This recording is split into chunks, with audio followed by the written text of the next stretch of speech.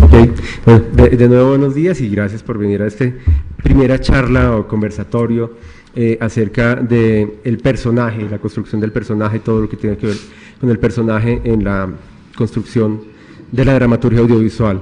Hoy nos acompañan pues siempre se dice que son dos invitados de honor, que nos honran con su presencia, que tienen todo el perfil para alumbrarnos en estas cuestiones, pero hoy es más cierto que nunca, de verdad. Las dos invitadas que tenemos son absolutamente fantásticas. Las presento muy brevemente con el perfil que pueden tener en sus carpetas. Tenemos a Pascal Rey. Ella es ¿Suiza o Francia eres tú? Soy suiza, pero vivo en Francia. Pero vives en Francia, ok. Ella es guionista, script doctor, fundadora de la Asociación Internacional de Cine Dream Ago, que al final vamos a hablar un poquito de este tema porque ella nos quiere presentar una cosa increíblemente interesante sobre esta asociación. Dicta talleres de escritura y enseña dramaturgia en lugares como London Film School, el Conservatorio Europeo de Escritura Audiovisual, la Escuela de San Antonio de los Baños, etcétera. Entonces, muchas gracias, Pascal, por venir. Y tenemos a Marta Grau, de España, Cataluña, ¿cierto? Guionista y toca hacer la distinción ya. Guionista y analista de guiones, trabajó en el Centro de Desarrollo Audiovisual ISEC, como coordinadora del Departamento de Contenidos, es profesora de guión en la Universidad Pompeu Fabra y la Universidad Ramón Llull también, ¿cierto? Entonces, muchas gracias por venir. A vosotros. Este tema, bueno, ellas nos acompañan porque han sido jurados en la convocatoria de ficción de la convocatoria del Fondo Pro Imagen, del Fondo de Desarrollo Cinematográfico 2014, y pues han accedido a acompañarnos hoy. El tema que nos ha tocado, ayer lo conversamos un poquito, es a veces como que al principio decíamos la construcción del personaje o hablar sobre el personaje en la construcción del guión, y era un poquito difícil de abordar, pero después de que lo abordamos surgió mucho. Ayer tocó como paremos porque si no lo decimos todo. Entonces voy a hacer una pregunta que puede resultar un poco obvia, ya me regañarán y bueno, haré muchas preguntas estúpidas, pero espero que la respuesta no lo van a hacer definitivamente. Y un poquito la primera pregunta es: ¿qué es el personaje para el drama? ¿Qué es el personaje para el guión? Y una pregunta aún más de perogrullo, y ¿es posible un drama sin personajes? Entonces, Pascal, si quieres arrancar. Bueno, primero, buenos días a todo el mundo. Es mi primera vez en Bogotá, mi primera vez en Colombia. Estoy encantadísima, espero que no será la última. Y bueno, gracias por haberme invitada. Y bueno, tenéis que entender mi español, espero que me explico y que me entendéis bien, porque no es mi lengua materna, obviamente. Y bueno, quería saber, antes de empezar, como no somos mucho, quería saber cuáles son entre vosotros los guionistas. Bien, guionistas, directores, productores, estudiante o interesados sencillamente por el personaje. Bien, no, es interesante porque cuando vamos a hablar de este tema del personaje, vais a tener preguntas y bueno, y queremos hacerlo de manera muy interactiva. Para decir la verdad, es que no va a ser una masterclass muy preparada, sino que queremos hacer una cosa un poco interactiva entre nosotras dos, que acabamos de conocernos, y vosotros. Así empiezo y después, claro, que te dejo hablar también. Te dejo la palabra. Perfecto. Bueno, los personajes en una obra de ficción, claro que hay distintos tipos de personajes. Ni siquiera estoy hablando de caracterizaciones. Ya, empezamos por los personajes. Todos vosotros habéis oído y sabéis lo que es un protagonista. Hay muchísimas maneras de considerar el protagonista. Yo pienso que el protagonista es el personaje que tiene el objetivo el más fuerte y que se encuentra con el máximo número de obstáculos. Así que si tenéis dos protagonistas, son coprotagonistas solo y solo si tienen el mismo objetivo. Cuidado, que pueden tener distintas motivaciones, eso es otra cosa, pero el objetivo tiene que ser el mismo. Así que el protagonista es el personaje que va a llevar el tema, llevar la historia, llevar la acción, y es el personaje que más va a representar lo que queréis decir. Así que hay que darle mucha atención, hay que elegirle muy bien. Vamos a entrar en este proceso y hablar de cómo se elige y cómo hacemos la caracterización. Pero eso no quiere decir que los otros personajes no tienen que tener objetivos. Como más personajes tienen objetivos en vuestra obra, mejor será la calidad de la ficción, porque cada uno tiene un objetivo preciso, que puede ser un objetivo muy local, de una escena o de algunas escenas. Puede ser un personaje que solo aparece en una escena. Eso no significa que tiene que aparecer solo para dar una ayuda al personaje principal, que es el protagonista, sino que él también tiene que tener su coherencia y su objetivo. Era la introducción, que no quiero hablar todo el tiempo. No, yo abordando un poco la primera pregunta sobre qué es el personaje, ¿no?, que nos hacía Mauricio.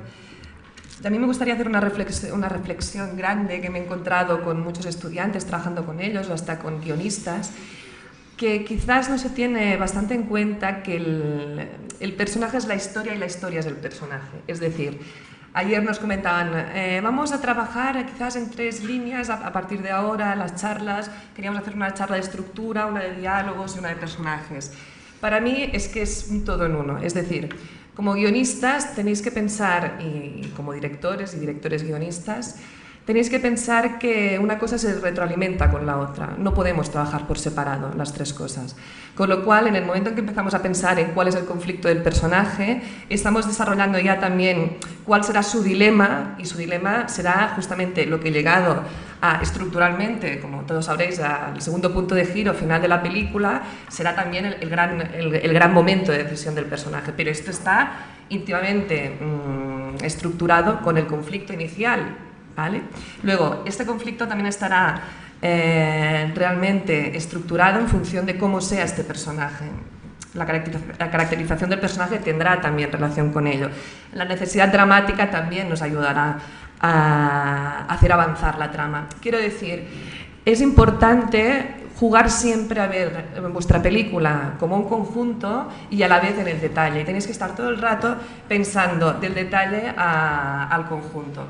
En ese sentido, creo que es muy importante también cuando empecéis a trabajar en el personaje, saber qué queréis contar con vuestra historia, cuál es el tema de vuestra historia. Muchas veces te encuentras guionistas que te cuentan una historia de un personaje con un gran conflicto y les preguntas, ¿pero tú de qué quieres hablar? De lo que queráis hablar, en realidad será donde os llevará vuestro personaje. Y en cierto modo será lo que tendrá que mover el personaje hacia adelante dentro de vuestra historia.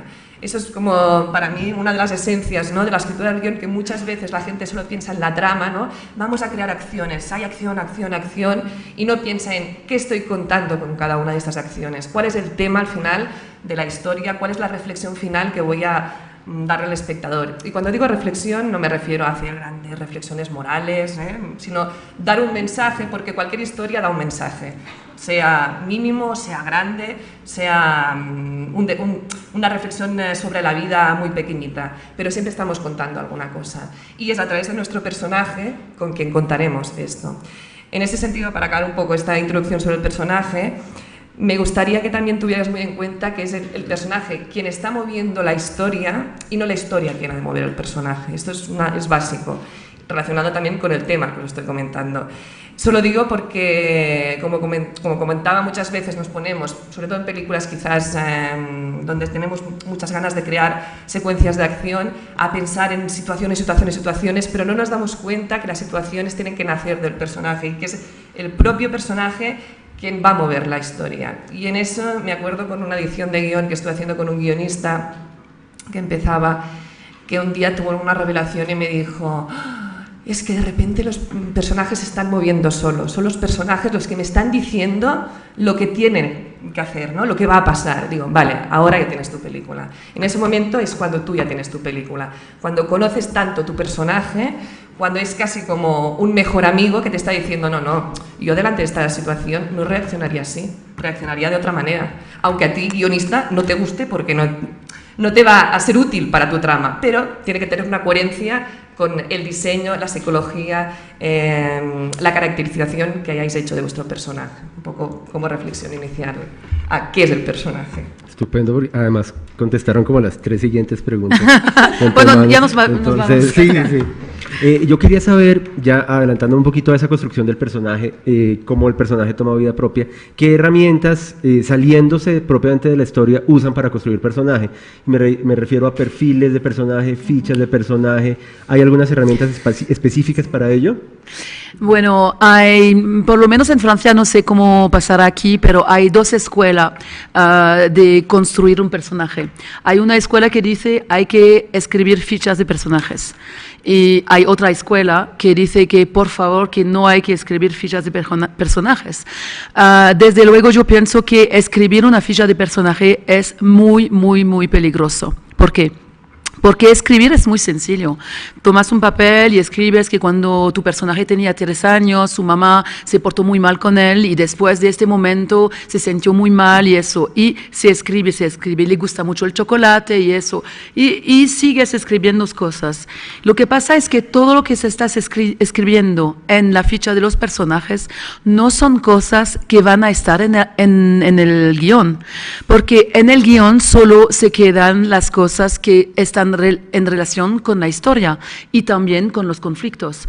Así que es muy peligroso porque cuando escribes un personaje tienes la impresión de conocerle. No digo que no hay que pensar en el personaje, eso es muy importante, hay que pensar en el personaje, hay que imaginar el personaje en otras situaciones que las situaciones del guión, pero no hay que escribir cosas muy claras, muy específicas del personaje, porque después no se va a encontrar generalmente en el guión.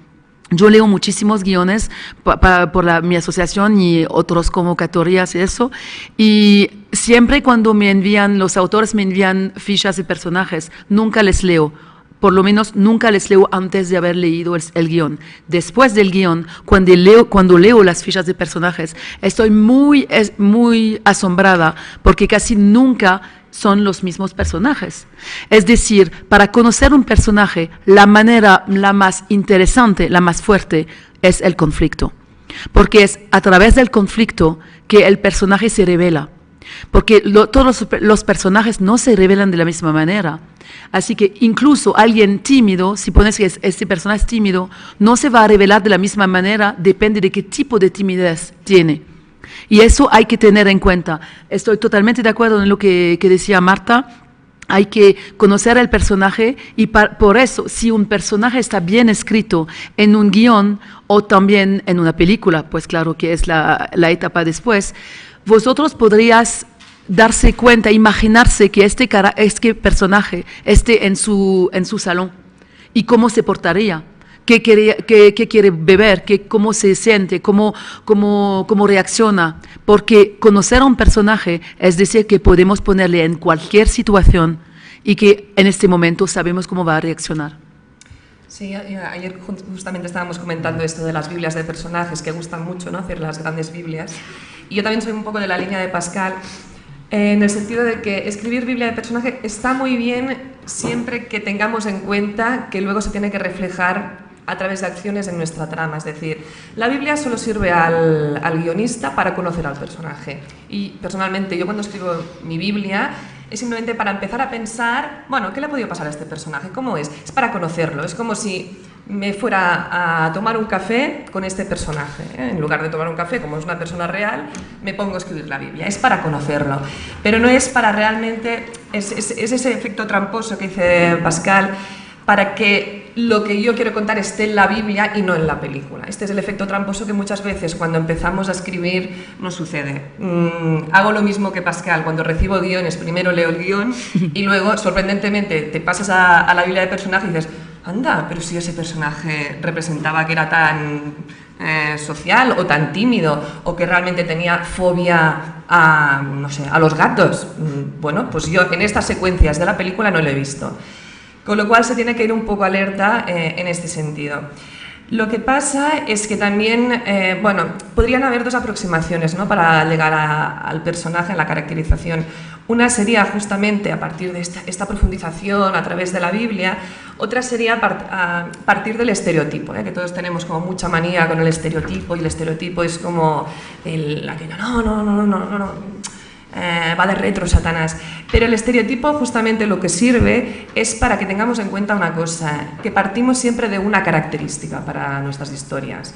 En nuestras historias en cine no tenemos todo el tiempo del mundo para revelar al personaje, a diferencia de la novela. En la novela tenemos muchas páginas para entrar en la psicología, entrar en la mente del personaje, para realmente poder ahondar en él.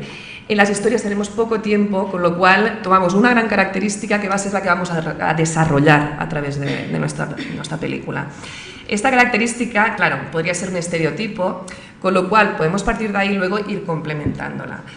Yo normalmente lo que hago con guiones o con algunos de mis talleres, partimos de esta característica y luego, en cambio, hago el paso siguiente, que es, vale, ya tenemos esta característica, tú quieres hablar justamente de esta parte de la psicología de este personaje, y luego, ahora vamos a pensar si ese personaje fuera real, ¿no? Vamos a partir de la idea de ¿quién conoces tú en el mundo real que tenga esta característica?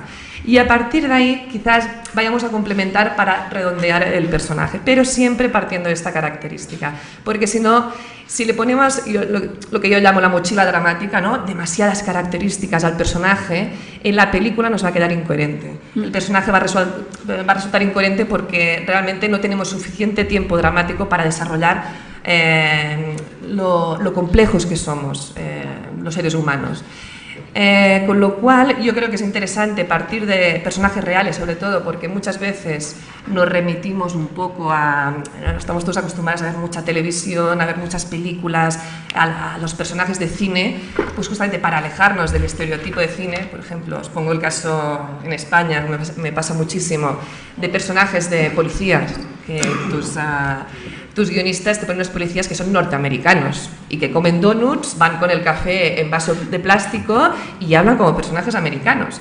Y yo no sé si conocéis España, pero nuestra policía no es así. O sea, tiene otra manera de charlar, tiene otra manera de tomar snacks, se va a tomar su cafelito en el bar de la esquina, con los taxistas, comentan el fútbol. O sea, no tiene nada que ver con el personaje americano. Con lo cual es interesante partir de esta realidad para decir, ¿cómo es tu personaje? Ahora recientemente se ha estrenado, por ejemplo, El Niño, no sé si conocéis la última película de Daniel Monzón española, que ha hecho un gran trabajo en el retrato de estos personajes de policías a la española, ¿no? Justamente ha intentado hacer una peli de acción, muy a la americana, pero el retrato del personaje, a mí me gustó ver la caracterización justamente de este personaje realista, de partiendo de la realidad que a veces nos olvidamos. Y para acabar un poco con esta reflexión, ¿no?, sobre la caracterización, la Biblia de personaje, etcétera, sí que encuentro interesante el tema de la Biblia, pero para profundizar en la psicología. La psicología, claro, la podemos abordar desde diferentes maneras, ¿no? La psicología del personaje.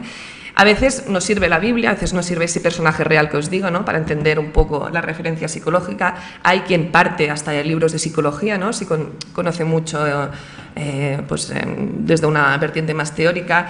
Pero lo que nos interesa de esa psicología es una coherencia cuando empiece a revelarse en el conflicto dentro de la historia, es decir, esa coherencia que estamos buscando para el personaje todo el rato. Como comentaba Pascal, es a través del conflicto que se va a revelar el personaje, con lo cual nos interesa conocerlo y pensar, si fuera este amigo mío con estas características o esta característica concreta, ¿cómo se va a revelar dentro de mi historia? Y es aquí donde creo que es necesaria la Biblia, pero no para hacer literatura, sino para que te sirva para conocer y entender a tu personaje.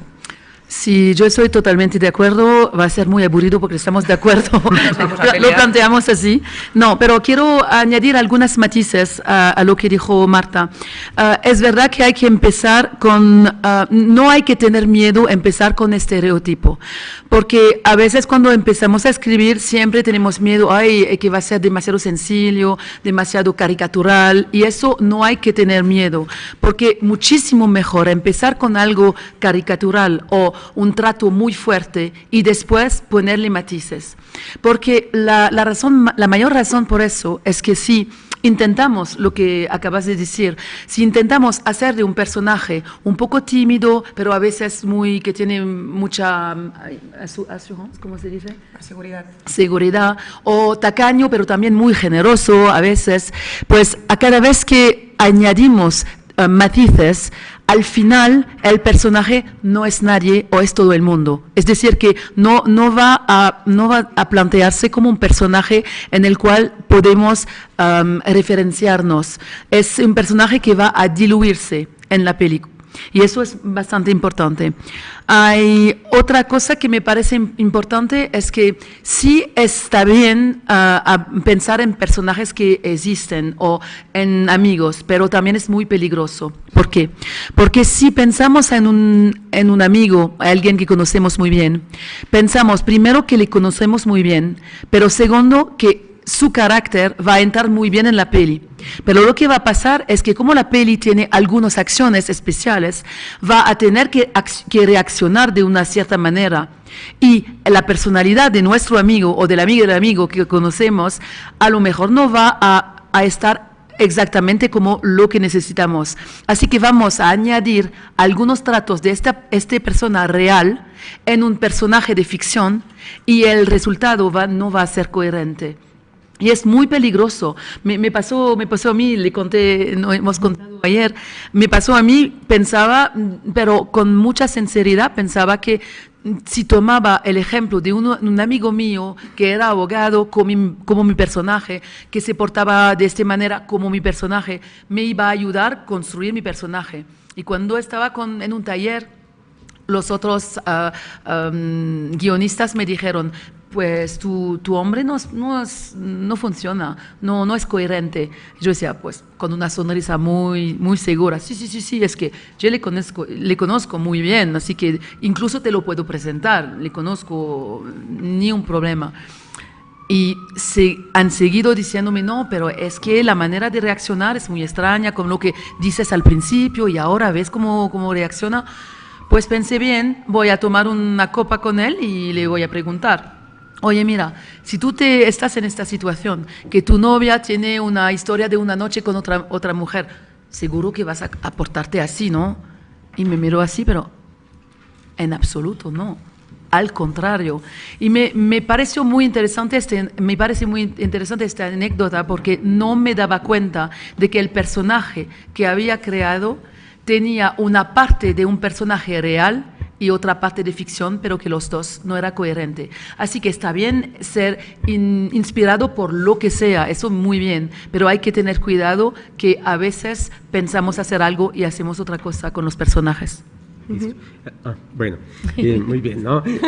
Recuerdo una frase, creo que es de Billy Wilder, que decía que es mejor partir de un cliché que llegar a él. Sí. Cuando uno a veces quiere ser súper original con los personajes y termina en el cliché. También me contestaron la siguiente pregunta, entonces me toca adelantarme.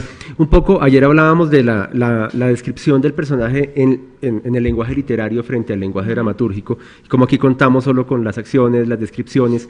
¿Cómo describen ustedes al personaje? ¿Cómo lo crean ya en términos reales? Y ayer discutíamos un poquito de cómo a veces le añadimos un montón de detalles que no funcionan. ¿Cómo lo crean ya específicamente en el guión?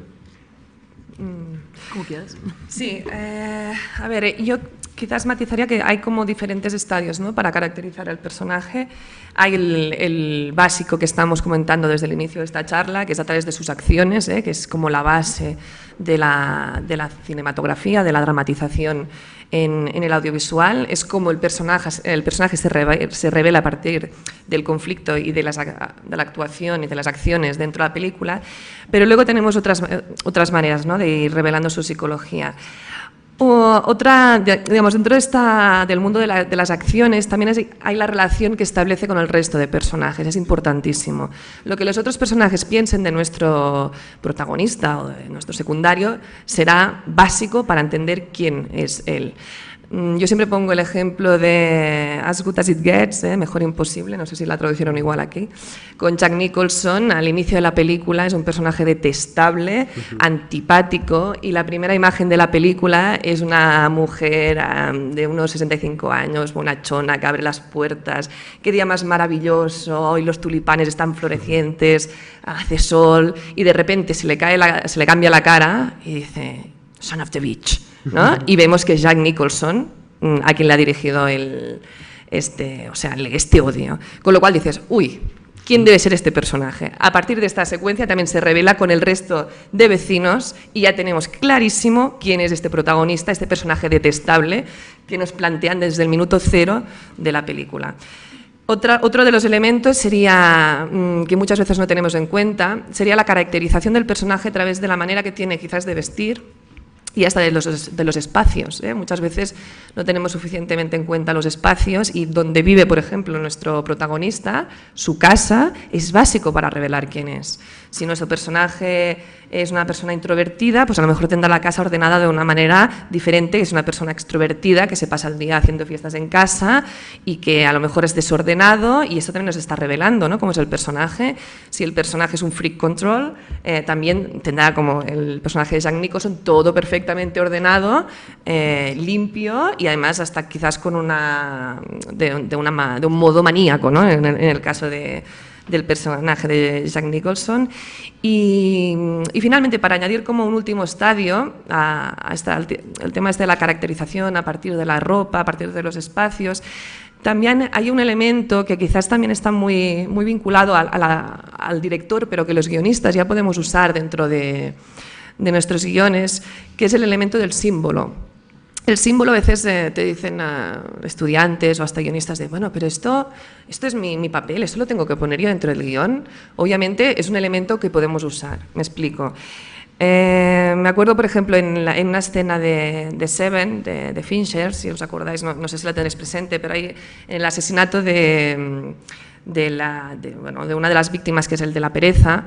Entran los detectives, descubren el cadáver en la habitación, y esa habitación está llena de como unos pequeños pinos de estos de ambipur pino, ¿no?, para quitar el olor, perfectamente colgados alrededor de toda la escena. Es un elemento que puede pasar desapercibido, está ahí, pero tiene una potencia porque está simbolizando, o sea, lo macabro que es el asesino, lo macabro, lo buen planificador que ha sido, porque se ha pasado un año, digamos, teniendo esa persona en el lecho de muerte, estándolo cuidando, pero a la vez matando, y ha sido capaz de colgar todos esos ambipurs pinos para contrarrestar el olor de la muerte que se está gestionando en esa habitación. A través de este símbolo, de algún modo, nos están revelando lo maquiavélico y macabro que es el personaje del asesino. Es un símbolo que se podría decir, esto es el director de arte, esto ha sido el director, pero si uno se va al guión de Seven, ya estaba en el guión. Ese elemento ya lo puso, en cierto modo, el guionista para revelar la mente del asesino. Es una cosa muy visual, sobre todo potencial audiovisual, no estamos en literatura, nos está revelando a través de un símbolo visual la mente del asesino y la capacidad, digamos, de preparación que tiene dentro de la película y él mismo como personaje.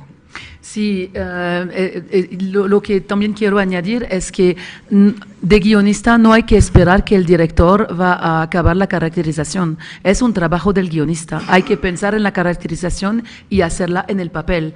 Y por eso también yo doy dos otros ejemplos que van en el mismo sentido que el de Marta.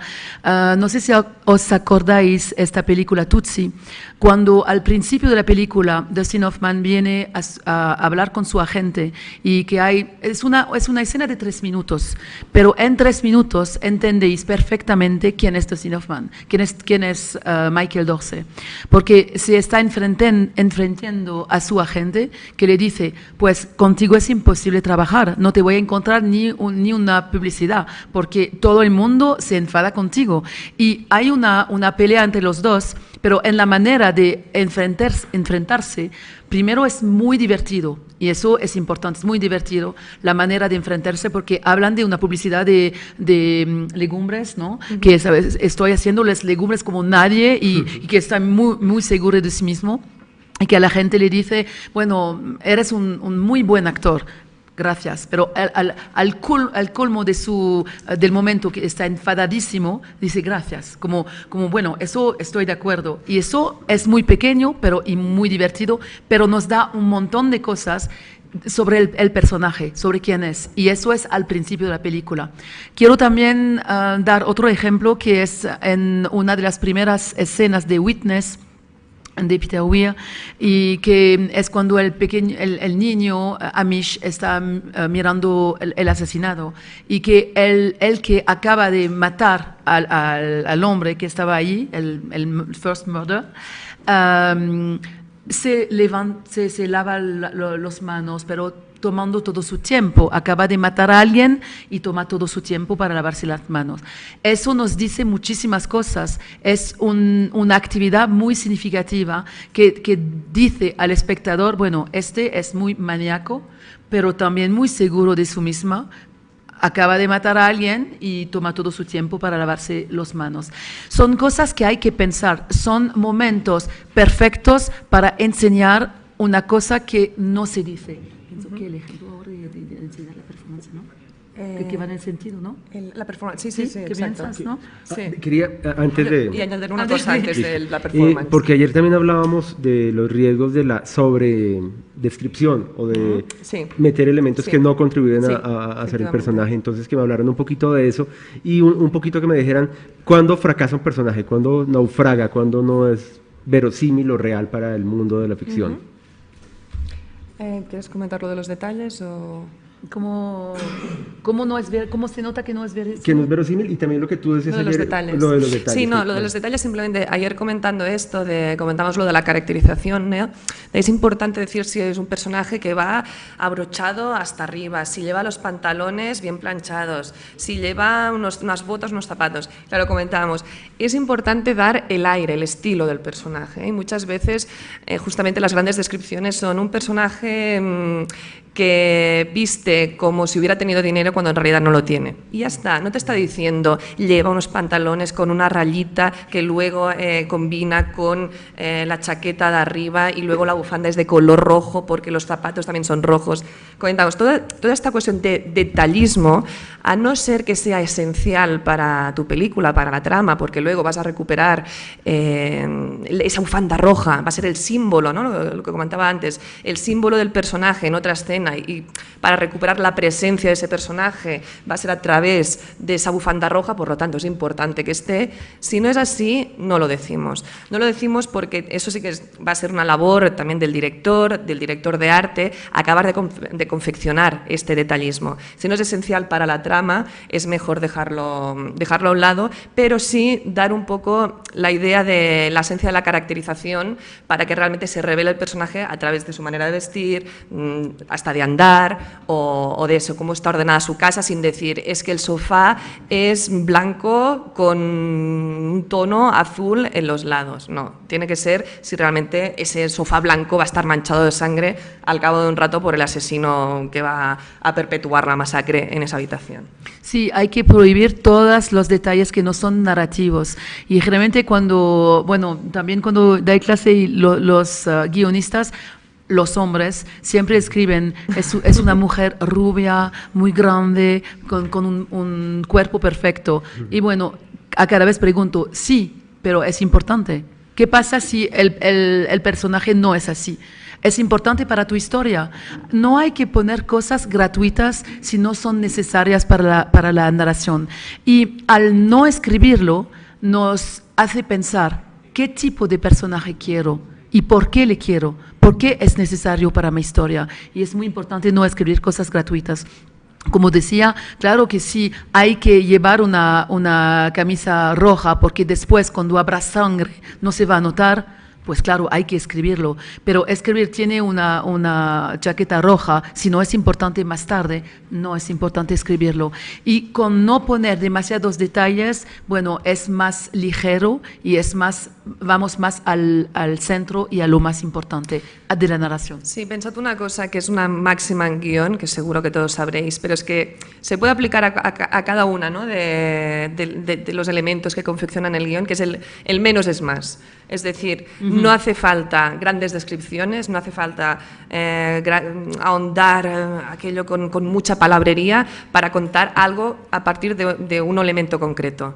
El menos es más lo podemos aplicar a cómo construimos una escena, pero también a cómo construimos, ¿no?, un personaje, a cómo construimos un diálogo, también el menos es más. Cuanto menos digamos, siempre es mejor que las grandes disertaciones, sí, en un sentido general, ¿eh? Luego podemos encontrar monólogos en momentos concretos. Pero yo creo que es una gran clave tener en cuenta, porque es la gran diferencia que hay con la literatura también. Seguramente muchos de vosotros, y como nos ha pasado a mí, por mi ejemplo personal, yo partí de la literatura, luego empecé a escribir cine y luego he vuelto a la literatura, con lo cual ha sido un ejercicio bastante interesante de ver qué dos tipos de lenguajes funcionan y cómo realmente pueden ser complementarios, pero a la vez son muy divergentes. Y uno de los elementos que me encontré de más divergencia justamente es la descripción. Sí. Justamente al volver a la novela, mi editora me decía, pero es que eres muy concreta, es que vas demasiado al tema, es que bueno, pasan muchas cosas muy interesantes, realmente atrapa la novela, pero es que, no sé, describe más. Y de repente me di cuenta de lo viciada que estaba del cine y de la escritura cinematográfica, que tiene que ser concreta, esencial y muy minimalista, en cierto modo. Y de hecho es muy gracioso porque a veces los editores que dicen, no, vamos a hacer el puente entre el cine y el libro, no, vamos a escribir luego el libro o viceversa, ahora que está tan de moda el transmedia. Y, por ejemplo, una de mis editoras también me dijo, pásame ese guión, y se lo pasé y me decía, es que es muy aburrido de leer. Claro, se tiene que saber también leer cinematográficamente, porque tú cuando lees un guión estás leyendo imágenes, tienes que imaginar la película de algún modo. Y en literatura, en cambio, es el lenguaje el que pesa también en cierto modo. Es la gracia de saber describir, de saber dar este detallismo. Digresiones. Exacto, estas metáforas que son lo que dan la gracia al libro. O sea, tenemos que tener en cuenta en dónde nos situamos, porque además es uno de los elementos que siempre notas de la gente que empieza, ¿no? Y de alumnos o de guionistas amateurs que cuando te envían guiones o hasta en tratamientos, la literatura pesa mucho y no hay potencia audiovisual, no hay todos estos elementos que revelan al personaje, sino que lo que se nos está revelando el personaje es literatura, es contar lo que está pensando el personaje, es contar el detalle de cómo va vestido, pero de una manera como con 5 líneas, en lugar de esa concreción de la que estamos hablando. Con lo cual es un elemento a tener muy en cuenta cuando empecéis a escribir vuestros personajes y vuestras descripciones de personajes. Sí. Y hay un truco que podéis hacer para verificar, es cuando escribéis un guión, si las didascalías toman como 10, 15, 20 líneas, es demasiado largo, hay que decirle con menos palabras e ir más al centro de lo que queréis enseñar, no decir. Y añado también algo en los diálogos. Muy a menudo vemos diálogos y que los autores no tienen confianza en lo que los personajes dicen, así que que piensan que tienen que añadir, lo dice con felicidad, estoy feliz. Bueno, eso exagerando, pero hay cosas de estas. Solo hay que escribir la intención del diálogo cuando no está claro en lo que se dice. En qué intención está dicho, porque si no es muy, muy pesado leer, si está llenísimo de comentarios de intención de palabras. Sí. No, perdón, para añadir justo que tenía apuntado que curiosamente no estamos hablando en ningún momento de los diálogos, no sé si os estáis fijando, que a lo mejor toda la gente que empieza a escribir cine de repente se lanza a escribir diálogos, ¿no? Porque se piensan que la película son los diálogos y de hecho es esa cosa fascinante de amigos míos pero tú eres guionista, entonces ¿tú qué haces? ¿Escribes los diálogos? No, yo no escribo los diálogos, yo escribo la historia. ¿Escribes la historia? O sea, esa sensación de que el guionista... ¿Quién escribe los diálogos? Exacto, de que solo escribe los diálogos, ¿no? Y que la historia, no sé quién piensan que se la inventa. Pero fijaros que no estamos comentando los diálogos en ningún momento, porque el gran peso que tiene que tener es a través de la imagen. La imagen y sonido son los elementos que tenemos para contar historias. Y dentro del sonido tenemos los diálogos, y a través de los diálogos, obviamente, vamos a caracterizar también a nuestros personajes, vamos a revelarlos, pero no tienen que ser vuestro bastión, no tiene que ser la fuerza donde recaiga vuestra caracterización o contar la historia. Por ejemplo, esto que comentaba Pascal de un personaje, tenéis, ahora que decías, por ejemplo, recuperando lo de la incoherencia del personaje, ¿cuándo no es verosímil? Pues justamente cuando un personaje te dice estoy feliz, porque normalmente la gente no va por la vida diciéndote estoy feliz, estoy triste. La gente muestra que está feliz o que está triste. Es en ese momento en que vemos realmente que cae, ¿no? Que es el efecto este que te sales de la pantalla porque dices, este personaje no es real, no me lo estoy creyendo que reaccione de esta manera, que diga esto por la boca, ¿no? Yo le llamo con los personajes que hablan todo el rato por la boca, en lugar de hablar a través de las imágenes, nos están contando cómo se sienten. Cuando escribís diálogos que realmente están revelando cómo se sienten los personajes, es aquí cuando vemos que realmente la historia está fallando, que no tenéis fe en que el personaje se vaya a expresar suficientemente bien a través de acciones, imágenes, situaciones, reacciones. Cuando tenemos necesidad de contar lo que le está pasando a través de las palabras del diálogo, digamos.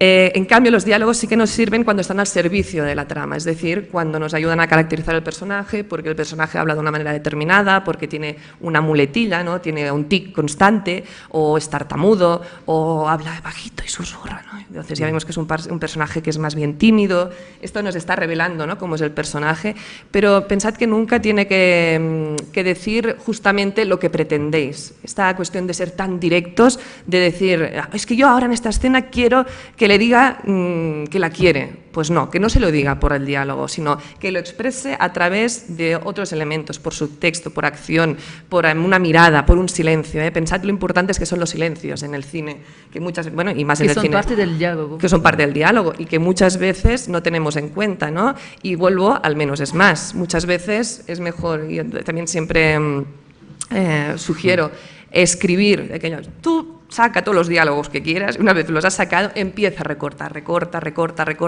y quédate con la esencia, quédate con las 3 líneas de diálogo que son esenciales para tu escena y que realmente están diciendo sin decir lo que tú quieres y a la vez están caracterizando a tu personaje. Bueno. Sí, no, es que se adelantaron otra vez, yo era deliberada, la demora con el diálogo, ¿no?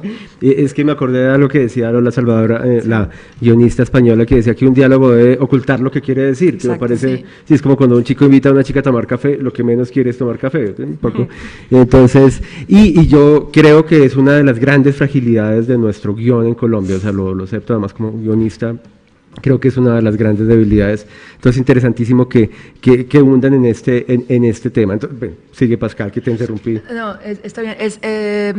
Hay que pensar que lo que decía, creo era Hitchcock, decía que lo que está dicho se pierde para el espectador y lo que se enseña se nota mucho mejor. Es sencillo, cuando invitáis a 2 personas a comer en vuestra casa, hay uno de los dos que dice, ay, qué bueno, ay, qué rico, ay, que me encanta, pero casi deja todo en su plato, y la otra persona dice, ay, no dice nada, pero pide otra vez, y come mucho. Claro que eso puede también decir que tenía mucha hambre, pero si lo hace con placer, es muy significante. Significa, y es mucho más hablador que la persona que dice, ay, que me encanta, es muy rico. Hay que pensar en los diálogos versus las actividades, como acaba de decir Marta, porque si una escena empieza con hola, hola, ¿qué tal? Bien, ¿y tú qué tal? Es muy aburrido porque hay que cortar y empezar más tarde la escena. ¿Tú también estás aquí? Sí. Bueno, hay que empezar más tarde cuando hay el conflicto y es muchísimo más revelador y más interesante.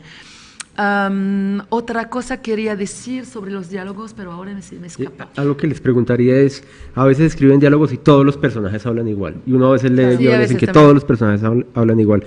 ¿Qué se puede hacer? para que No, los personajes en hablen este distinto. sentido es lo que comentaba, claro, la caracterización viene también a través de los diálogos. Entonces, cuando más tú conozcas a tu personaje, aquí podemos recuperar lo que hemos dicho al principio, de las Biblias, de personajes reales, etcétera, cuando tú más conozcas a esa persona, más verás que va a hablar de una manera distinta. Se tiene que tener también ir con mucho cuidado porque muchas veces el diálogo acaba siendo como la revelación de cómo habla el autor. Todos los personajes hablan igual que el autor que lo escribe, ¿no? Y tienen la misma manera de expresarse, las mismas muletillas. Por eso vuelvo a, si cuando tengáis que caracterizar al personaje, coger personajes reales, pensar cómo habla esta persona, ir por la calle. Por ejemplo, también cuando tengo que escribir sobre diálogos de teenagers, de adolescentes, pues me voy a un bar o en el bus, escucho cómo hablan, escucho qué muletillas tienen, escucho qué expresiones están de moda. Es importantísimo esto porque te está revelando, ¿no?, cómo es ese personaje y hasta te puede revelar pues, una diferencia de edad, pero también te puede revelar una clase social. Es muy diferente a lo mejor cómo habla un personaje de clase alta que un personaje a lo mejor que trabaja pues limpiando escaleras, o cómo habla un personaje que trabaja en un bar. Es decir, ya la manera de hablar también caracteriza al personaje, ya no solo cómo viste, dónde vive, sino también su manera de hablar. Y esto tiene mucho que ver con un poco con este café que os habéis tenido que tomar con vuestros personajes al principio de vuestras historias, en lugar de lanzarse a escribir, de pensar mucho, conocerlos, cómo son, quiénes son, cómo hablaría, cómo realmente interactuaría en esta situación, qué me comentaría, se callaría o no, o en esta situación que realmente causa tensión, hablaría muy rápido, ¿no?, porque está nervioso. Todos estos elementos también nos revelan quiénes son nuestros personajes. Sí, y sobre el contenido también hay que tener cuidado de que lo que está dicho no es lo que, como decías, piensa el autor. No, los personajes no tienen la misma lucidez, no saben cómo va a acabar la historia. Y hay cosas que se dicen entre ellos que es imposible. Por ejemplo, si dos personas son hermanas y dices, nuestro papá hace eso y eso, claro que ella lo sabe. Así que si es para decir eso al espectador, hay otra manera de decirlo, y no hay que decir una cosa entre dos personajes que no están supuestos decírselo. Eso es muy importante y no es tan fácil. Hay que tener en cuenta en qué momento están en la película y qué tipo de relación tienen, si es posible o no que se dicen eso. Hay una frase, creo, a lo mejor es en el cine francés, a lo mejor no en el cine colombiano. Hay una frase que es la frase más utilizada en el cine francés, digo, porque no estoy seguro para vosotros. Es un personaje que dice, no entiendo por qué te digo todo eso. Y eso es para el espectador, que lo sepa, ¿no? Y cuando tenemos la tentación de escribir eso, es que, es que le digo para el espectador, hay que encontrar otra manera más conflictual de decirlo. Y la última cosa que quería decir era, hay que hacer una distinción muy importante entre el que no está dicho, el no dicho, ¿se dice el no dicho aquí? El no dicho que no sea nunca no entendido. Es decir, hay que, no sé si os acordáis de esta película que es una de mis favoritas, que se llama Fresa y Chocolate, es muy anciana, es una película cubana. ¿Quién ha visto Fresa y Chocolate? Bien, bueno, claro. Genial. Bueno, entonces, en Fresa y Chocolate, por ejemplo, bueno, hay en todas muchísimas películas, pero este es un ejemplo preciso. Cuando el personaje de Diego, que está por Jorge Perogorría, se encuentra con un chico con el cual es totalmente infatuado, ¿no? Enamorado.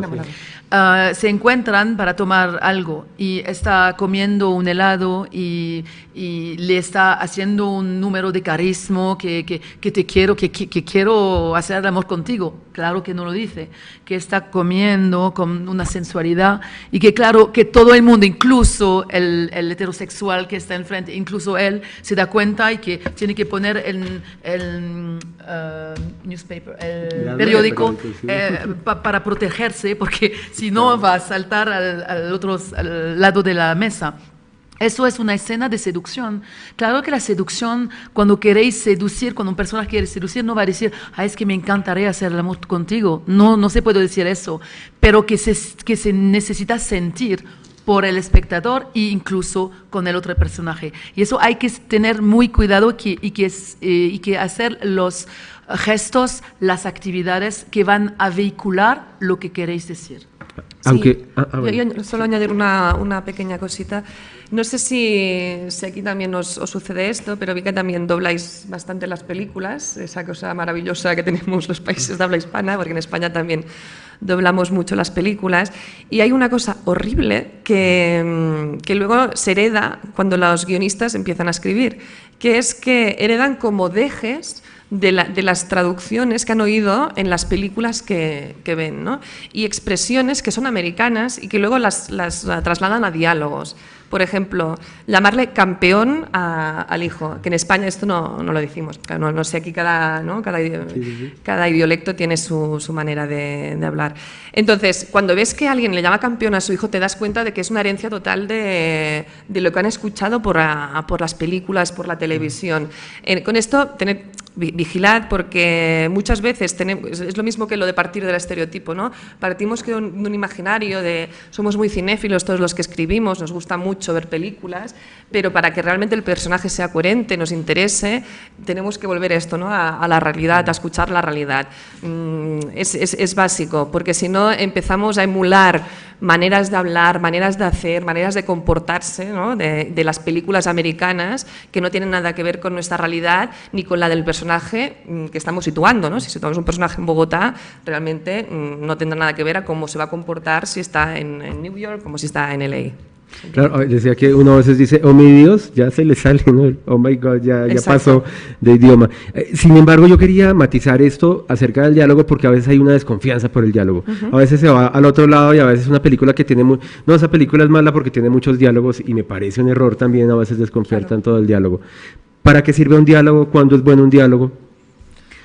El diálogo tiene que enseñar, que decir algo que no se puede enseñar con actividades.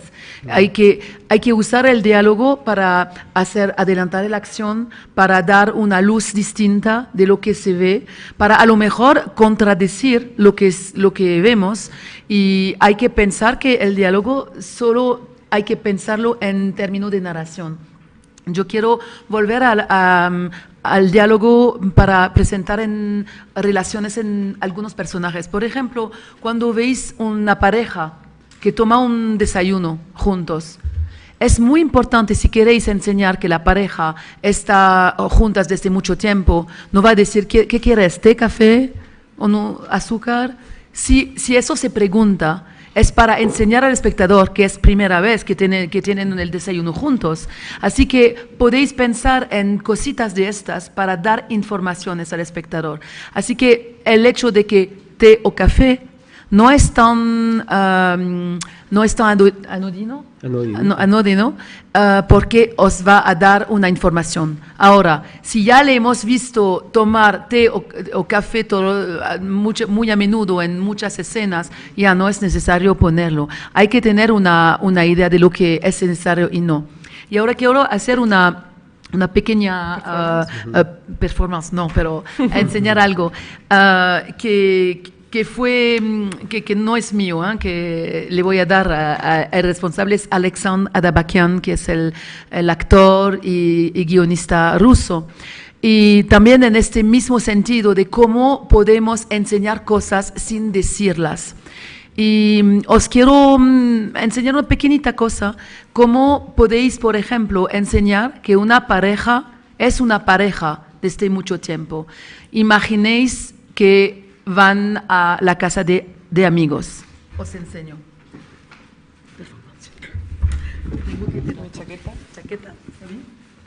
Y necesito a un voluntario que decida yo y que será Fran, por favor. Un voluntario forzado, porque si no hay nadie que viene. No necesitamos. No hay diálogo. No hay diálogo. Estamos a punto de ir en casa de amigos.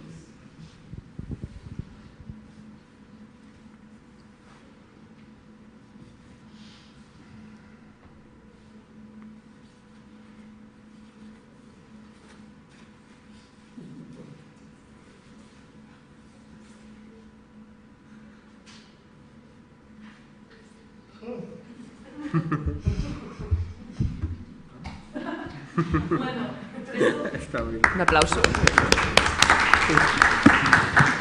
Gracias. Gracias, mi marido. Porque eso os enseña que en 2 minutos, sin diálogo, una persona que se atreve a tomar el pañuelo en el bolsillo de una mujer no es el lover de la noche pasada, tampoco hay una familiaridad, hay una intimidad, sabe que hay un pañuelo, se siente como poder tomarle y peor todavía, volverle el bolsillo.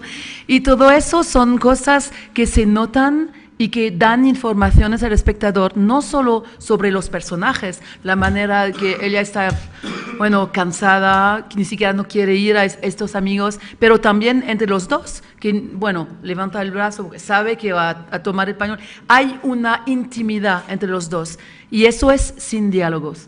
Y nos pareció interesante enseñaros eso. Sí, esto, por ejemplo, que os ha mostrado Pascal, yo también lo que llamo ser observadores del alma humana, ¿no? De mirar cómo la gente actúa, mirar cómo reacciona. A mí me encanta. O sea, yo creo que el guionista o el escritor es justamente aquel que tiene como pasión por saber cómo es el ser humano y por saber cómo se muestra, ¿no? en cierto modo. Y a mí me fascina conocer a gente justamente para conocer maneras diferentes de actuar, maneras diferentes de funcionar, ver una pareja de amigos que puede actuar de esta manera y muchas veces me apunto estas reacciones porque te parecen tan fascinantes, ¿no? De cómo realmente se puede tener tanta confianza para llegar a esto. Y claro, siempre partimos muchas veces de nosotros, ¿no? Para contar historias, pero es muy interesante ser muy buenos observadores y estar todo el día atentos a cómo se mueve el mundo, a no estar encerrados en nosotros mismos, a observar el mundo para entender el mundo y para entender un poco el alma humana, ¿no? a través justamente de cómo funcionamos en la vida real en el día a día.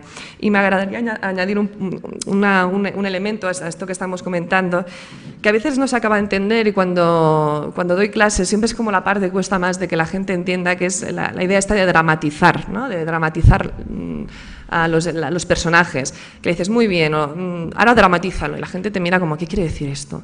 Y justamente es como la diferencia entre el qué y el cómo, ¿no? El qué quiero decir, ¿no? ¿Qué estoy contando? Pero ¿cómo lo voy a contar? No me voy a quedar con el qué estoy contando.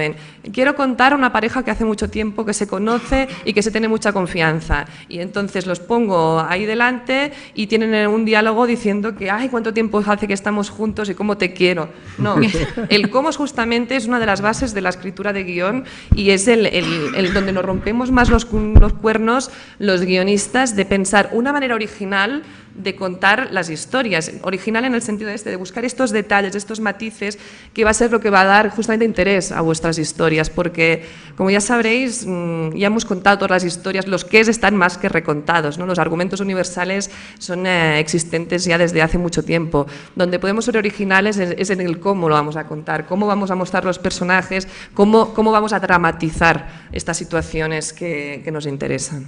Sí, y si pensáis en las películas que preferéis del mundo,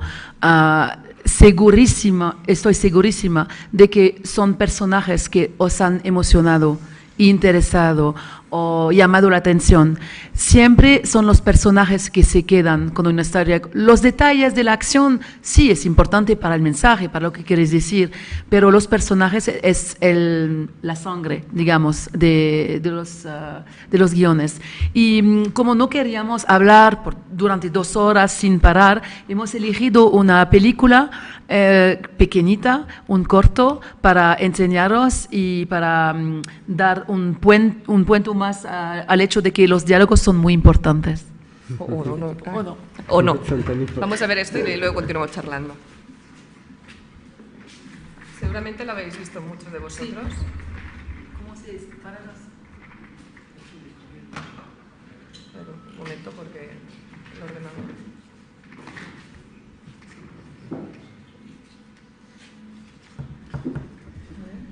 Tenemos problemas técnicos. Que mientras piensa, quería añadir que, de hecho, la drama viene del griego acción, ¿no? Drama es acción en griego. Y dramaturgo es alguien que crea acciones, ¿no? Vamos a volver a buscarlo.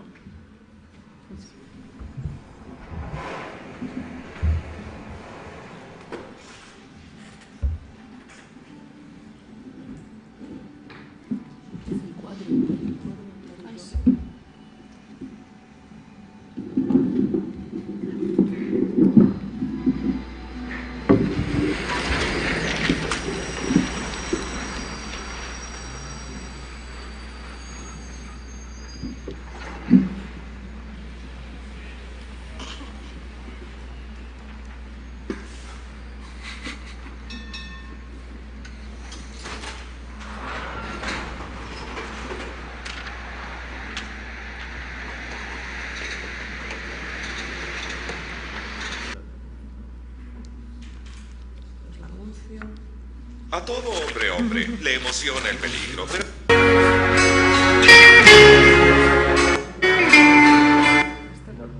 Sí, espero que pusieron un hermoso... ¿Sí? Sí, cabezón. Bueno. Aquí estábamos.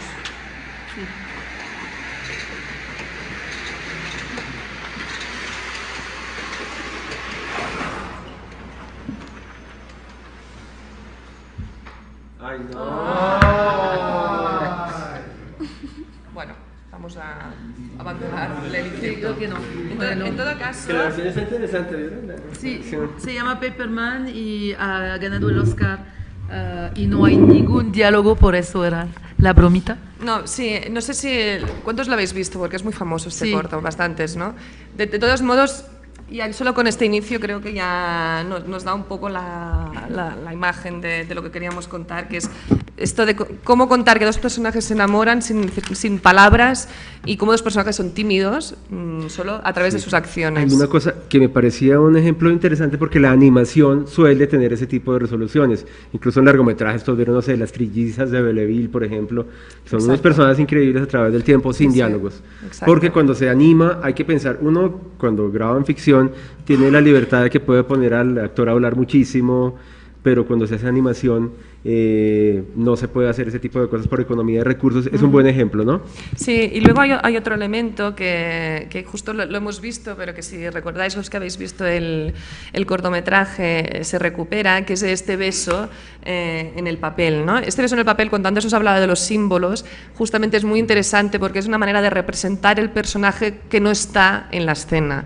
Posteriormente, cuando él está en la oficina y ve ese papel con el beso, no necesitamos contarlo y decir, ay, estoy pensando en la chica que me he encontrado y qué enamorado estoy de ella. No, vemos que mira el papel y ese beso está representando a la chica. Es el símbolo con una potencia muy grande de la chica en la escena sin necesidad de mostrarla y sin necesidad de expresarlo a través de palabras.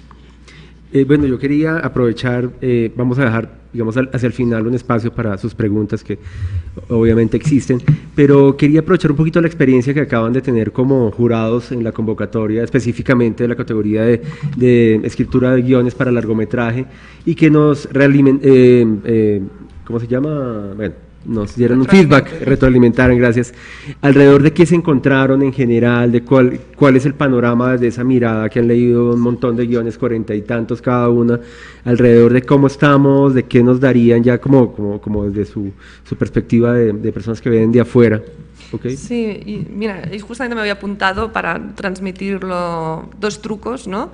Para ustedes que justamente también parten de como mi experiencia como analista de guión, pero de haber leído tantos guiones, digamos, de guionistas colombianos.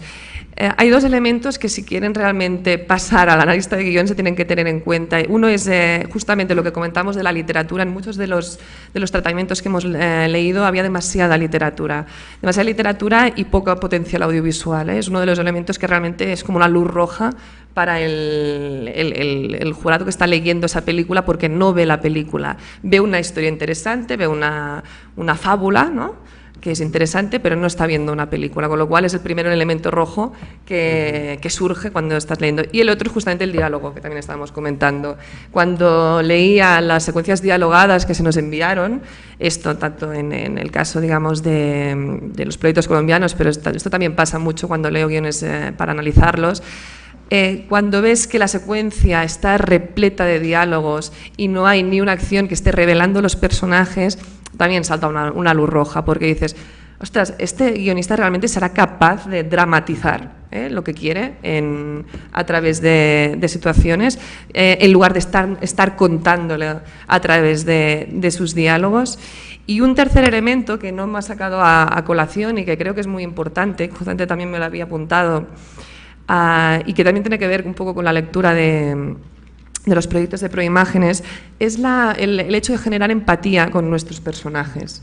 Esto seguro que todos ustedes lo saben, se lo han contado en clase 1000 veces, pero a menudo no se tiene suficientemente en cuenta. Tenéis que crear un link solo empezar la película, tenéis que crear una vinculación emocional con el espectador. Escribimos historias para emocionar muy a menudo, y entonces tenemos que crear esta unión que nos permita seguir a este personaje durante toda su historia. En muchos de los tratamientos me echaba de menos esta creación de este link, porque como que había una poca preocupación por darme a conocer quién era ese personaje, para hacerme entrar en él, y eso no quiere decir que me tenga que caer bien ese personaje, ¿eh? Es un poco el ejemplo de Jack Nicholson en As Good As It Gets. O sea, ese personaje me cae fatal, encuentro que es un personaje repulsivo y que es antipático, pero lo estoy entendiendo, eso es lo importante, tenemos que entender al personaje. Si yo no estoy entendiendo el personaje como lector o como espectador, me voy a desvincular de la historia, me voy a desvincular de la pantalla, no me va a interesar la historia. Crear personajes excesivamente opacos, aquello que reboten, que no me den herramientas para conocerlos, para entrar en ellos, va a hacer que no pueda seguirles en su historia ni en su viaje.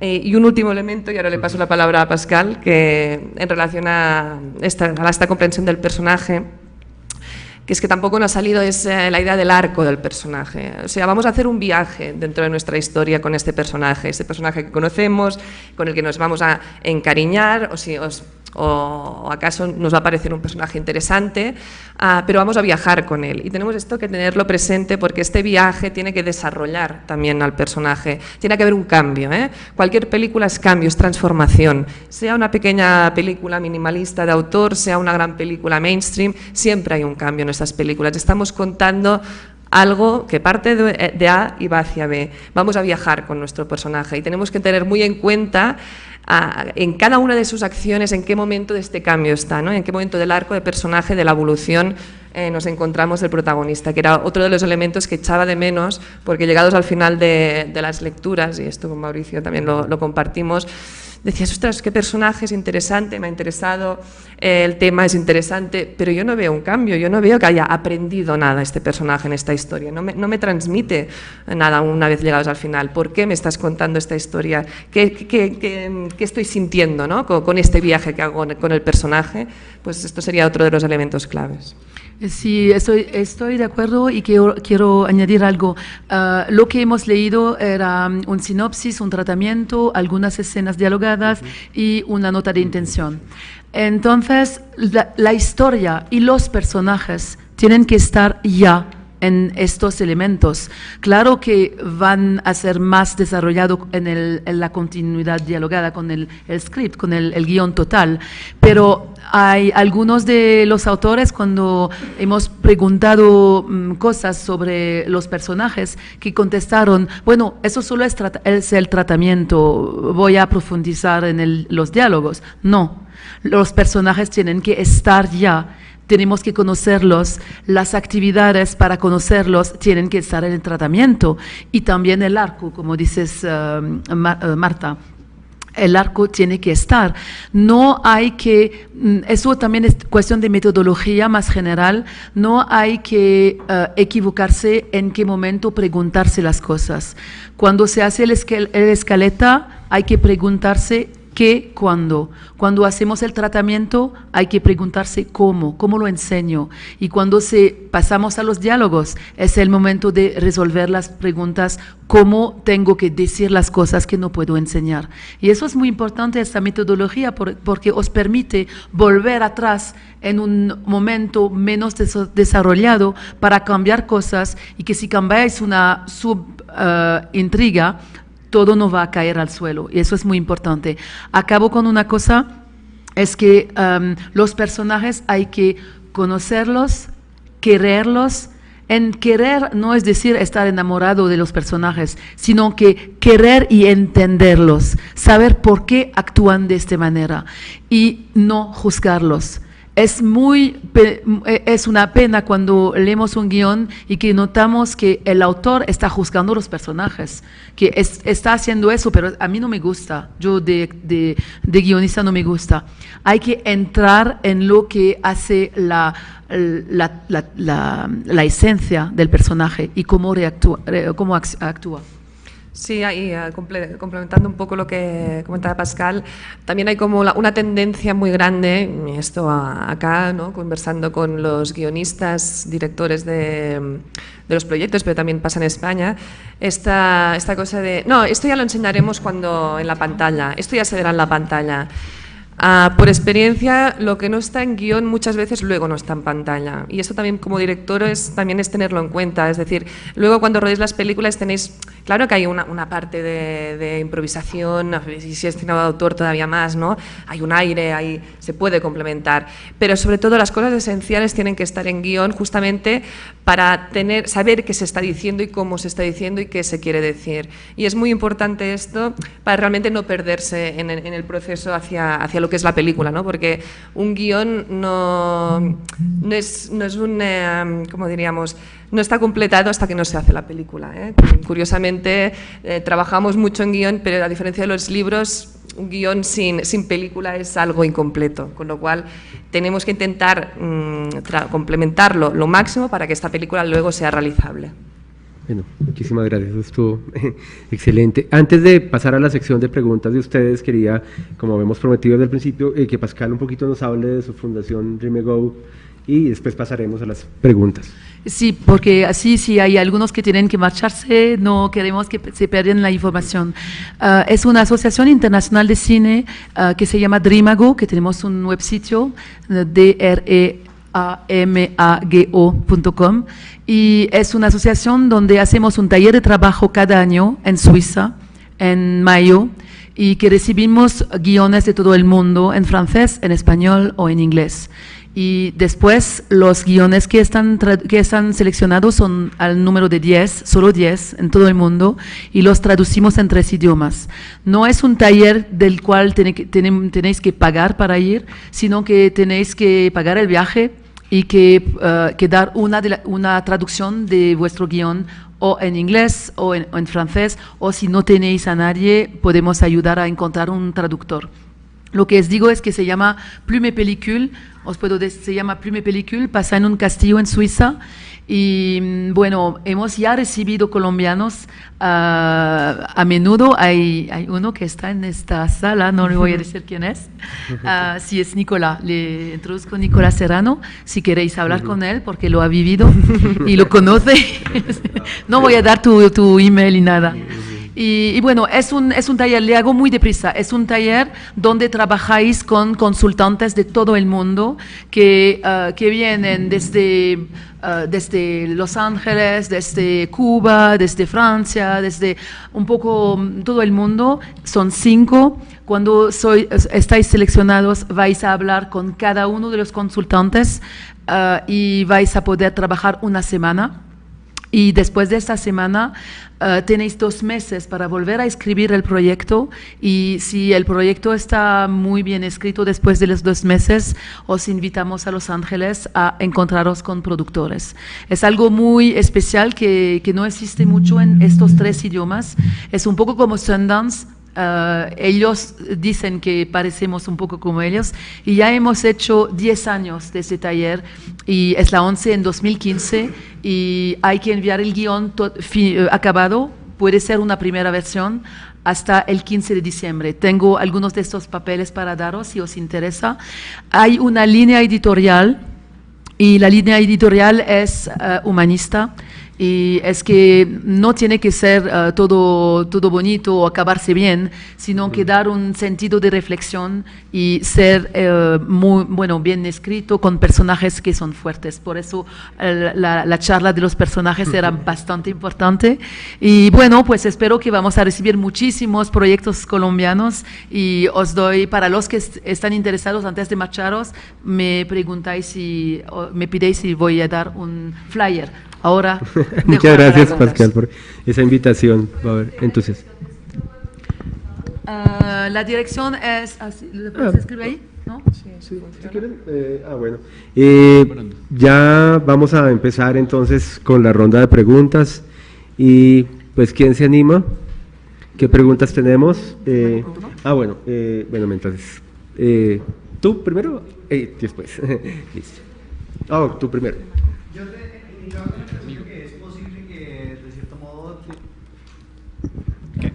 Yo hago una pregunta que es posible que de cierto modo se salga del tema de esta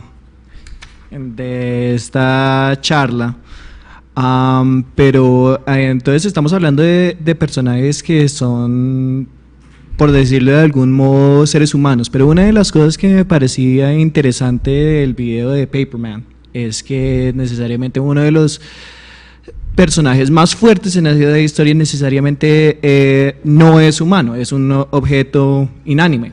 Y yo quería pues escuchar de ustedes cómo se pueden crear personajes que no sean necesariamente, o sea, que no tengan básicamente expresiones. ¿En animación o...? No en la animación, sino necesariamente dentro del guión. En ficción. O sea, Sí. cómo transmitir ese tipo de imágenes. Mi obsesión personal tiende a ser cómo crear espacios que sean personajes. Ok. ¿Quién se ¿Quieres? anima? No, claro, en el caso de Paperman es una cuestión más de crear una voluntad y una motivación, ¿no? Ese avioncito tiene una motivación, justamente, es lo que... Pero es una característica también humana, en cierto modo. De hecho, muchas veces con personajes inanimados acaban siendo personajes humanos, o sea, tienen características de personas humanas, de algún modo. Pero creo que tú vas más por otro lado. ¿Puedes acabar de redondear la pregunta? Pero dices espacios, ¿en qué sentido? Sí, pues, por ejemplo, para mí, o sea, ya estoy empezando a sacar referencias de todos lados, pero es, por ejemplo, todo el tema de como de la isla de Lost o cosas así, que son necesariamente espacios o objetos o cosas que no tienen cómo conver expresiones fuera de sus acciones, fuera de las cosas que de algún modo expresan o transmiten, pero de formas no expresivas, o sea, de formas no humanas. Amortiza, digamos, sí. Sí. Sí, seguramente también iría más en la línea un poco de la motivación, ¿no? Ahora sí, ya quedas en la referencia de Lost, ¿qué quiere la isla? ¿Qué motiva la isla? Y por tanto, también habrán acciones que van a revelar la motivación de la isla, de quedarse con los personajes, ¿no? Ahuyentarlos, dejar que no se vayan, o sea, va a tener acciones que va a hacer revelar la motivación, aunque no sea una cuestión física, también nos está revelando de algún modo qué es lo que quiere ese espacio inanimado. A través también de, seguramente, bueno, quizás de esa voluntad, de la voluntad que vaya a tener el espacio. Estaba pensando también en películas de terror, ¿no? También espacios claustrofóbicos, que tú ya ves cuál es la motivación que tiene ese espacio, ¿no? Encerrar al personaje, no dejarlo salir de ahí, de algún modo se está revelando a través de las acciones, ¿no? Cuando está acechando al personaje, se apagan las luces, si de repente las paredes caen, si no les dejan salir de las habitaciones, está revelando la voluntad de algún modo del espacio. Pero no creo que hay que considerar la isla como un personaje, no. Creo que es el ambiente, es lo que hay que pensar para revelar a los personajes, pero no creo, por mi parte no creo que la isla es un personaje. Sí creo que es que, como dices tú, que tiene una motivación, pero que más bien es un obstáculo, no es un personaje. Pienso en HAL de 2001, que es a la vez personaje y maneja el lugar, entonces podría pensarse el lugar como una voluntad detrás del lugar, ¿no? Sí. Ok. En la habitación 1404, él puede escapar de la habitación, ¿no? La habitación no lo tiene atrapado. No sería un personaje cuando empieza a entregarle ciertas herramientas para que eso que se aísle. No creo que es un personaje. Bueno, tiene una presencia. Presencia, pero personaje no. Sí. Claro, Gracias. En la habitación 1404, él puede escapar de la habitación, pero la habitación empieza a entregarle herramientas para que él construya su propia pesadilla o su exorcismo, como se quiera decir, para llegar al final. ¿No sería un personaje la habitación ahí? Yo sí, pienso presencia corresponde mejor a la palabra que personajes. Pienso que más es una presencia, una circunstancia, un obstáculo que un personaje. De todos modos, sí que se habla muchas veces en crítica cinematográfica, ¿no?, del lugar como personaje. Yo supongo que de aquí vienen las preguntas que están haciendo. Y sobre todo en cine de autor también tiene una gran presencia en los lugares, a veces como si casi fueran personajes, ¿no? El cine de Tarkovsky, el espacio es realmente, podría ser, claro, tratado casi como un personaje. De todos modos, yo supongo que aquí la réplica también viene un poco a la definición exacta de qué es el personaje, ¿no? Aquí nos estamos ciñendo un poco al personaje clásico, y así nos vamos a pensar más en una cuestión más cinematográfica, de crítica. Claro que luego, una vez hay la puesta en escena, sí que la presencia del espacio casi tiene una presencia igual de grande que el personaje. Estoy pensando en películas muy de autor, o las road movies también, la presencia del espacio casi son personajes. Lo que pasa es que, claro, no los podemos llegar a caracterizar tal cual como hemos comentado, ¿no? Porque sí que hay elementos, ¿no?, de motivación, de voluntad, pero eso de empezar a hablar del diálogo ya se nos escapa de algún modo. Menos profundo. ¿Tú tenías una? Sí. ¿Qué pasa cuando yo quiero construir un personaje que se vea verosímil, pero a este personaje le pasan cosas fantásticas o cómicas? Pensemos, por ejemplo, en El sacerdote del Día de la Bestia de Alex de la Iglesia. ¿Hay reglas distintas para su construcción? No, en absoluto. Lo que es muy importante es, al principio de la película, dejar claro un poco el código, que esto es algo que a menudo no se tiene en cuenta. O sea, pensad que los primeros minutos de vuestra película son para dejar claro cuál es el código en el que vais a narrar. Y el código tiene relación con el género, tiene relación con la psicología del personaje, tiene relación con lo que va a poder suceder dentro de la película. En El Día de la Bestia, justamente, ya desde el principio hay esa sensación de que va a pasar. O sea, es una cosa, bueno, de cine negro, de comedia negra, hasta con puntos de absurdo, ¿no?, que es el fantástico cine de Alex de la Iglesia. Pero ya se dan pinceladas desde el inicio, las pistas, para que no nos resulte incoherente luego el personaje, ni luego las cosas que van a suceder a posteriori. Siempre pongo el ejemplo de si empezamos un drama y a medio drama aparece un platillo volante, claro, vamos a decir, perdón, o sea, estábamos en código de fantástico.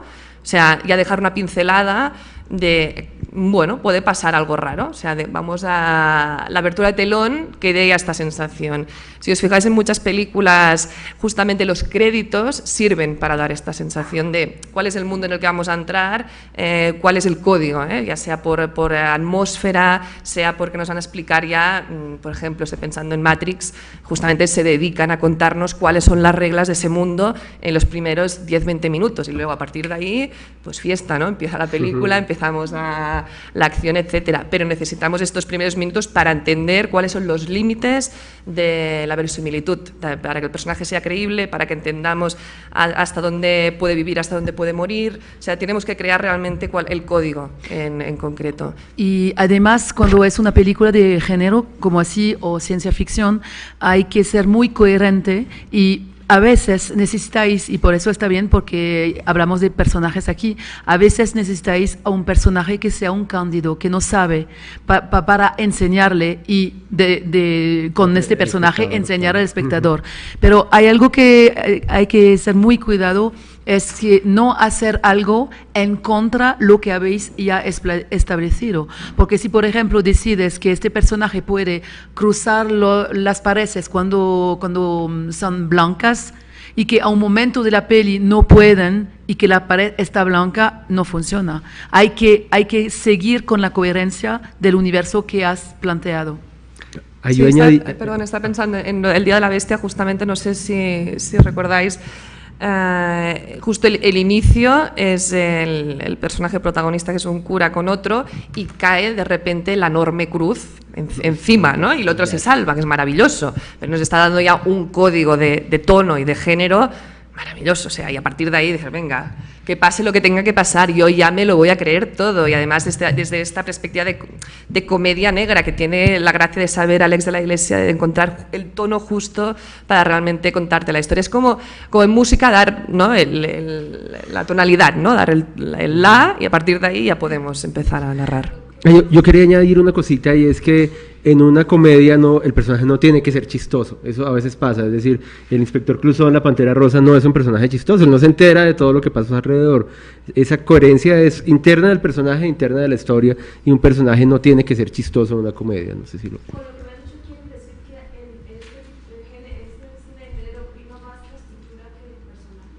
No, para nada. No, es una cuestión de tono. O sea, podemos distinguir entre género y tono.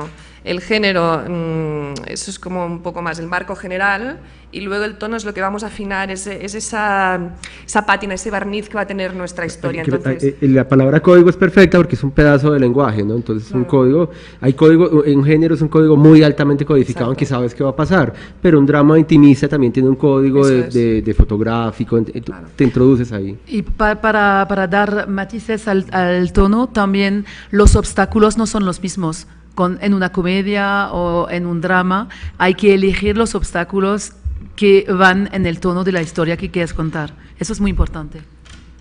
A veces para conseguir justamente el tono es muy interesante trabajar con referentes. Yo siempre que abordo una script editing o cuando hablo de una futura película, lo primero que pregunto es, ¿pero qué referentes tienes? Porque de lo que leo quiero saber exactamente cuál es el tono. O sea, no me sirve solo que me digan es una comedia. Necesito saber, ¿es una comedia a lo Alex de la Iglesia? ¿Será una comedia a lo romántica, a lo Notting Hill? ¿Será una comedia negra a un funeral de muerte? O sea, es buscar exactamente el referente que me dé el tono para yo poder entrar dentro de la historia y ver la coherencia, entonces la verosimilitud, ¿no?, del personaje y de lo que se me vaya a contar.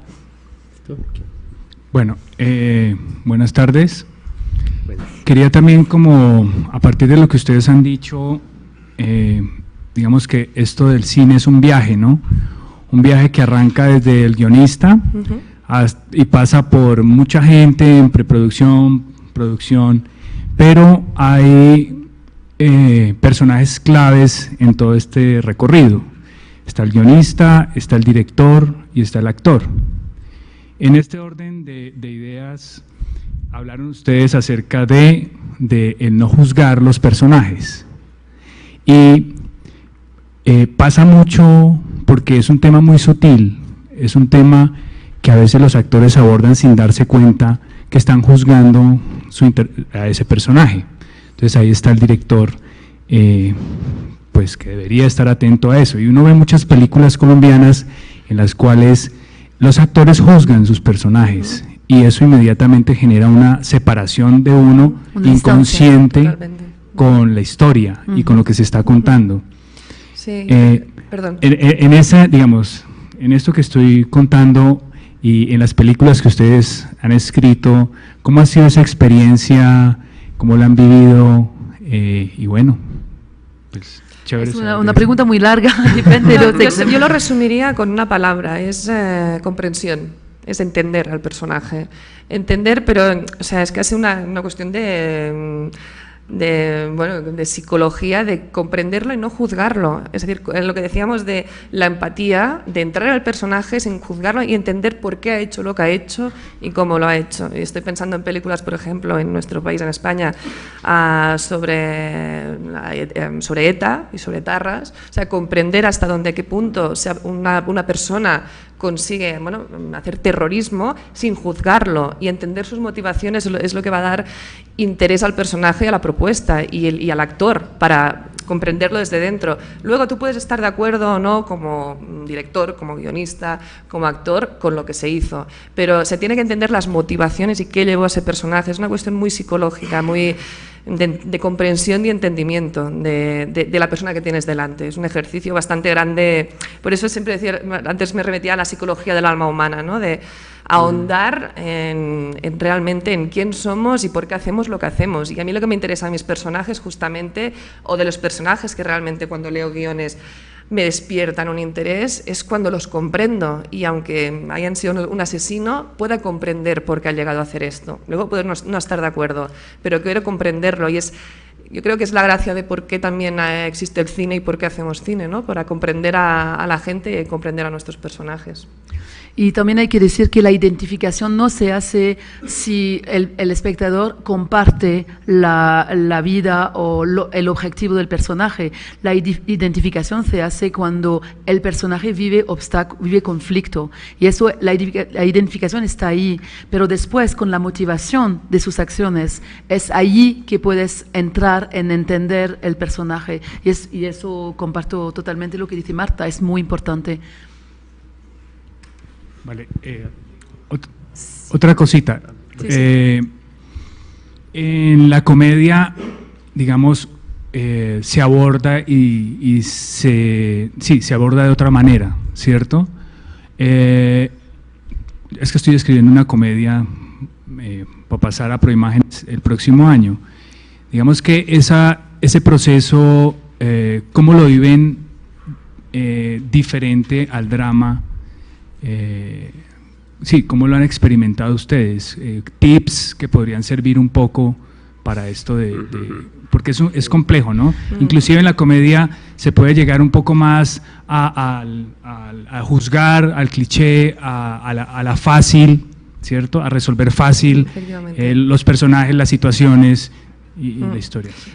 Mira, es curioso, yo siempre digo que lo más difícil realmente de hacer es una comedia.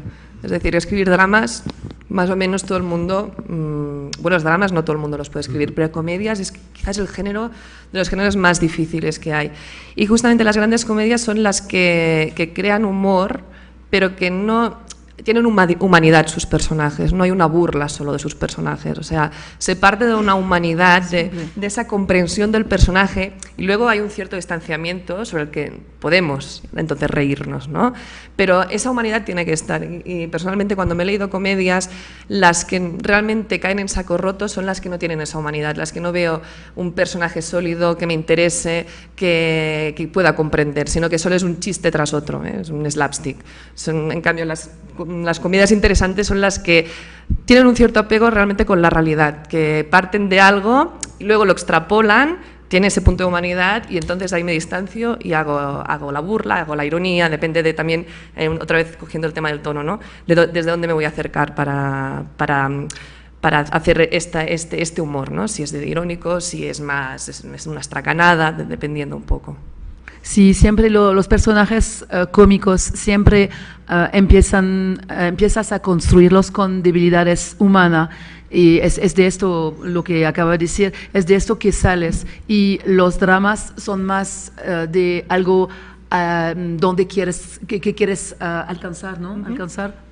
Y también en comedia hay otra cosa, otro elemento que me parece muy interesante y importante es la distancia.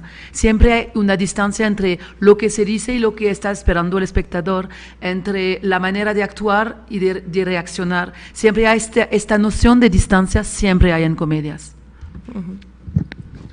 Sí, hola. Hola. Pensando en lo que decía Pascal antes sobre cierto tipo de personaje que le falta un bagaje y a través de su aprendizaje pues también se le va transmitiendo al espectador el tema y el aprendizaje de la película, de la enseñanza de la película. Pienso en personajes como algunos de los Coen, como Un hombre serio, por ejemplo, no sé si la han visto, o algunas películas de Truffaut incluso, con Antoine Duhamel, o de Woody Allen de otras épocas. Son como preguntas, una carencia de unas respuestas y un viaje de un personaje que es más bien reactivo que activo. Entonces, en la construcción de un personaje así, pues cómo tratar el tema digamos, de la definición de su voluntad por medio de un objetivo concreto y ese tipo de cosas, cuando el personaje, los dilemas del personaje son más basados en las carencias que en los deseos de lo concreto. Entonces, pues sí me da curiosidad, porque hay algunas películas que me parece que funcionan muy bien en eso, el de Un hombre serio, este hombre que va de rabino en rabino buscando respuestas, me resulta interesante. Entonces, ¿cómo construir un personaje así? O sea, yo creo que hay dos tipos de personajes, los personajes activos, ¿no?, que son como los más clásicos, y luego hay el temido personaje pasivo, que es un poco la línea que vas. Temido, digo, porque es el más complejo realmente de dramatizar. En este caso, lo que hacemos es que dramatizar su pasividad. Justamente ponerle contra las cuerdas para que justamente el no hacer nada sea un problema para él. Con lo cual, lo que tenemos que es ponerlo contra la pared, ponérselo difícil. Esto, si ya se lo tenemos que poner difícil normalmente al personaje activo que va a buscar algo, en el personaje pasivo le tenemos que ir a buscar, ¿no?, como guionistas, con obstáculos para que reaccione, porque al final es lo único que podrá hacer ese personaje pasivo, reaccionar y hacerlo salir un poco de su zona de confort, ¿no?, que es pasivo. Yo no quiero hacer nada, no tengo ningún objetivo, pero el mundo me está diciendo que tengo que hacer algo en contra, por lo tanto tengo que reaccionar ante lo que me está diciendo el mundo. A partir de ahí es donde se crea acción, donde se revela el personaje, y volvemos un poco a todo lo que hemos estado diciendo durante la charla. El hecho de ser pasivo también puede ser una parte de su caracterización. Es decir, hay que pensar muy bien qué es su objetivo, porque no es el hecho de ser pasivo no te quita la responsabilidad de ponerle un objetivo, porque si no tiene ningún objetivo, el espectador no sabe qué tiene que esperar para este personaje. Hay otro personaje muy pasivo que siempre damos como ejemplo, es en Fargo, el personaje principal, el protagonista. Claro que hace una acción al principio de la historia y después reacciona porque ya quiere que no sigue como él ha empujado, ¿no?, la historia. Pero el hecho de que sea pasivo no te quita a ti el interés de la historia y de su viaje, sino que estás con él porque sabes que es su objetivo. Y es eso que nunca hay que perder cuando escribas una historia, nunca hay que perder el objetivo. Después es una cuestión de caracterización. Su objetivo es no moverse, o sea, ya es un objetivo en sí, en cierto modo. Hola. Hola. Buenos días, tardes. No, ahondando un poquito en uno de los primeros temas que tocaron, que era esta construcción de personajes o esta construcción de unas biblias de personajes, de unas biografías completas, digamos como de un personaje en una película. Hay una tendencia contemporánea de la dirección de actores, que es decir, no se construyen personajes, sino que se construyen momentos. Es decir, no existe de alguna forma nada por fuera de los momentos y las situaciones que están al interior del relato. Me estoy refiriendo en este caso específicamente al trabajo con los actores, ¿no? Y de lo que se trata es de dotar de coherencia esos momentos que componen la historia, que componen el guión, pero no pensar en estos procesos de psicologización total o de pretender crear una biografía total de un personaje, cosa que por otro lado pues es como medio imposible. Entonces pensaba yo hasta qué punto esta idea de no hay personajes, no hay construcción de personajes, sino construcción de momentos podría aplicar en concreto a la escritura de guión. Yo pienso que es un riesgo muy fuerte hacer eso, fragmentizar los personajes y reducirle a momentos me parece muy, muy peligroso. ¿Por qué?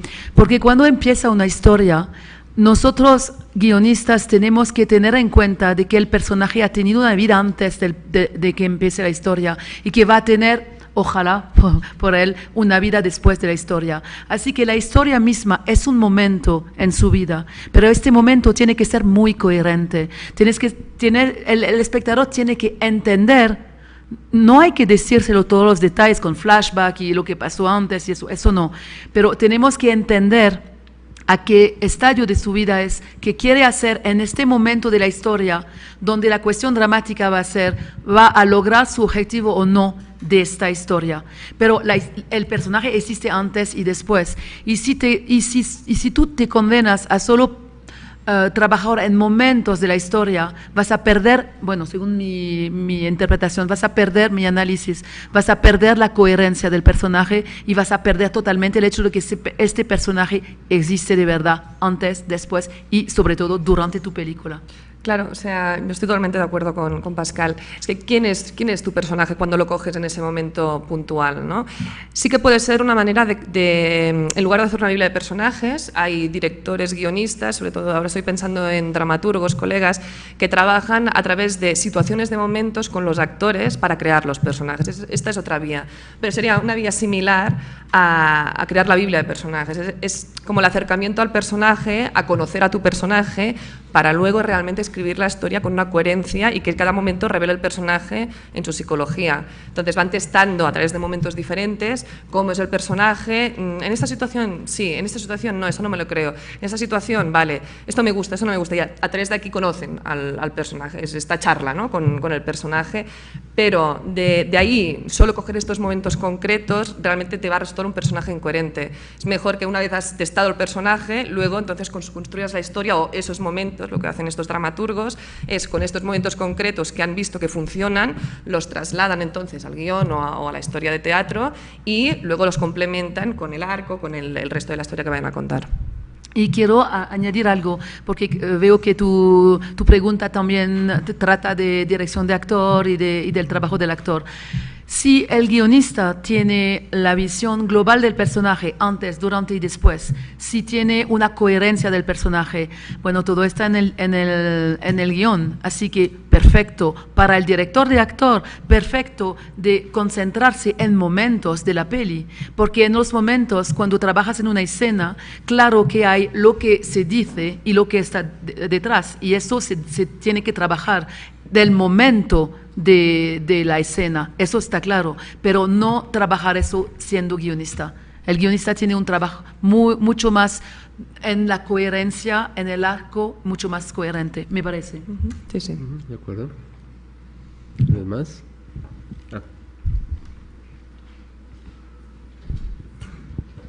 Yo iba a hacer una pregunta parecida a la que hizo el referente, o sea, simplemente hablar de Bresson.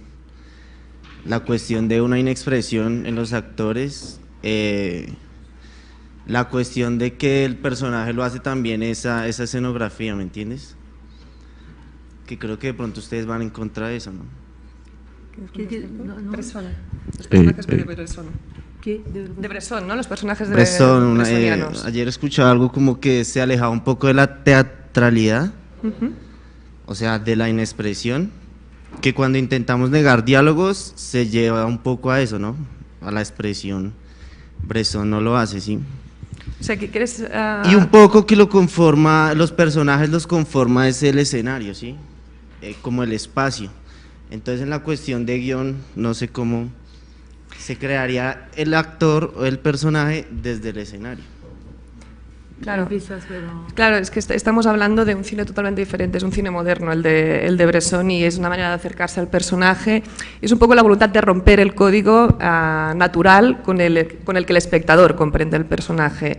Entonces tú como director, si realmente quieres romper ese código en un cine de autor, es totalmente lícito, pero también tienes que tener una cierta comprensión de que es un cine mucho más intelectualizado, que seguramente el espectador medio no va a crear esta empatía con tu personaje. O sea, las claves un poco que estamos dando aquí son para realmente cómo conectar con el personaje, cómo comprenderlo, cómo llegar a él.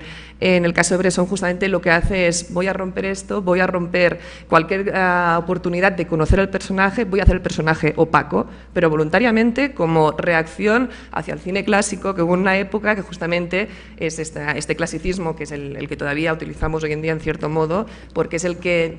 para decirlo de alguna manera, la mente humana o la psicología humana comprende, ¿no? Y establece la relación. Es otra manera de acercarse a las historias, pero que realmente tiene un punto más intelectualizado que no es el de la comprensión que estamos hablando de cómo llegar al personaje para contar historias que nos emocionen, que nos lleguen, que realmente nos hagan reflexionar luego acerca de lo que hemos contado. Sí, estoy de acuerdo y pienso que para romper las reglas primero hay que conocerlas y saber utilizarlas y pienso que hay que empezar con eso. Y todos los que han roto.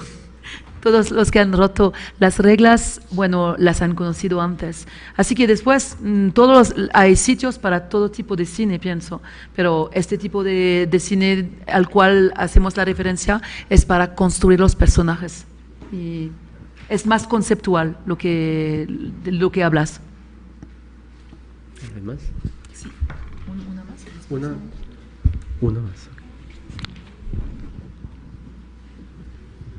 Bien, ¿cómo mejorar ese aspecto de avisar lo que le va a pasar al personaje? Digamos, ¿cómo lo manejan ustedes?